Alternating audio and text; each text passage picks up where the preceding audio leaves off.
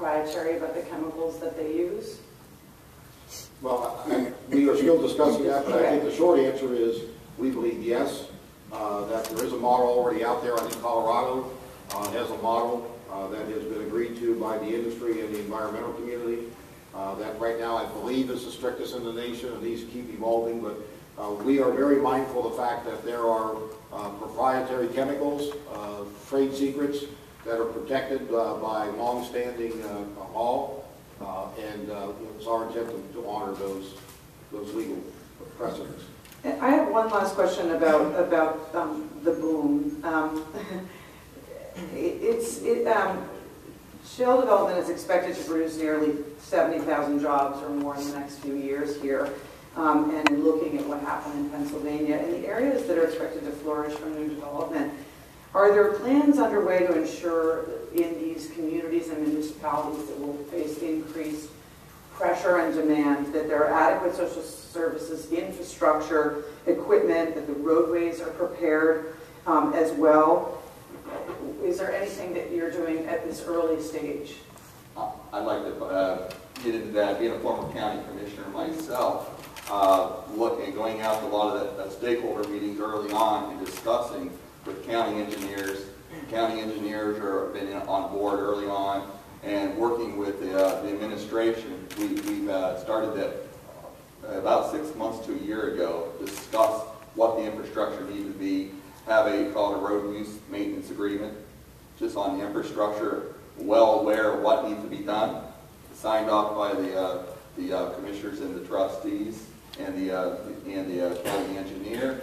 We've been working on that level there, meeting with the human service side, expecting the issue you may have that other states have, and I've traveled to other states, using the housing issue.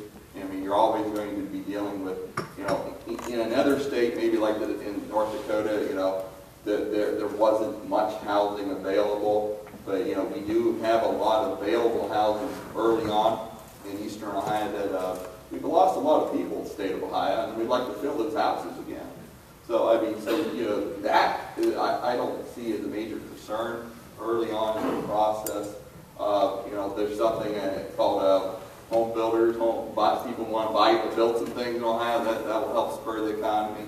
I think as you're seeing and talking to local governments right now, some of my former fellow commissioners to Eastern Ohio, they're actually seeing their income, their sales tax revenues just leap right now, and you're seeing that early process of dollars going into local government early on, and they're seeing the spikes in numbers, and they like it.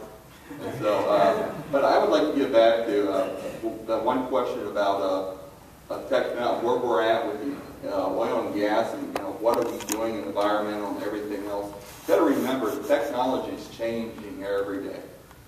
And remember, back in the day when they first did a well stimulus, they used to drop a nitroglycerin down the hole and run. We've come a long way.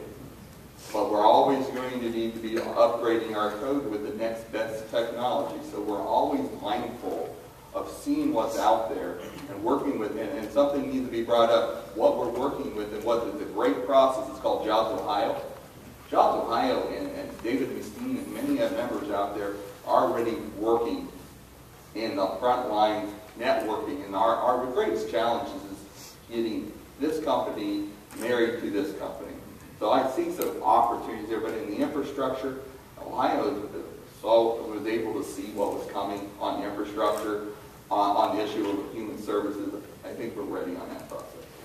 And on that point on human services, Dave hit a good point, and that is just the activity today with the existing tax structure is generating new revenues.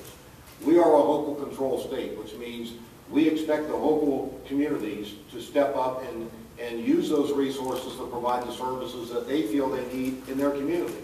And what Dave's home community may use it for could be different than what my home community uses it for. But the revenues are there to address those issues, and I think because of the proactive efforts of the industry, there is an awareness of the local communities that they need to look at these issues. We are looking at our neighbors, learning from what they went through so that we don't have to experience some of the same problems that they did. But it will be a challenge. On the road use maintenance agreements, again, one of the reasons that process is working so well is that those of you in the industry have to improve the roads to move your equipment to get them to the potential well sites. Well, guess what? You're probably going to build them to better standards than what the county engineer would build them to. And so by partnering with those local communities, you're benefiting because you're getting access to the resources. The community's benefiting because they're getting a better road. And by working through these RUMA agreements, it's proven to be very beneficial, and we'll see over the long term how that plays out, but the early indications are very positive. I'm proud of the folks in Jefferson County who actually really led the effort, I believe, to make sure that this road use maintenance agreement, or the RUMA, was included or is being negotiated between the industry and local governments. We saw a contingent led by a lot of the leaders in my former House district. We started to really push on that to make sure that happens. And now there's language in the MBR that will facilitate that conversation. I think it's critical, though, that the state make sure that that gets done and that we get a fair agreement that will be helpful to local governments and also provide the industry with the ability to continue to grow.